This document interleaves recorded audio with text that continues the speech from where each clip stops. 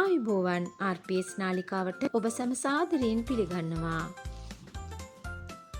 මුල් ළමාවිය මානව වර්ධනයේ සංවර්ධනය හා ඉගෙනුමේ වඩාත් වැදගත් කාල පරිච්ඡේදයකි.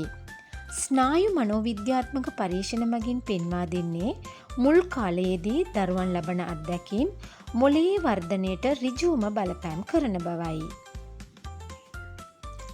කායික හා මානසික වශයෙන් නිරෝගී වූත් යහපත් සෞඛ්‍ය පුරුදුවලින් යුක්ත වූත් හිතකර සමාජීය චර්යාවන්ගෙන් යුත් චිත්තවේගී සමබරතාවය පවත්වා ගැනීමට සමත් යහපත් ආකල්පවලින් පිරිපුන් සෞන්දර්ය රසාස්වාදය අගය කළ හැකි විමසුම් සහගත මනසකින් අවට ලෝකය ගවේෂණය කිරීමට සමත් නිර්මාණශීලී හැකියාවන්ගෙන් හෙබි ක්‍රියාශීලී හා ප්‍රීතිමත් මුල් ළමාවිය දරුවෙකු බිහි කිරීම වෙනුවෙන් ළමා සංවර්ධනයේ විවිධ පැතිකඩ කෙරෙහි සැලකිලිමත් වීම අත්‍යවශ්‍ය වේ.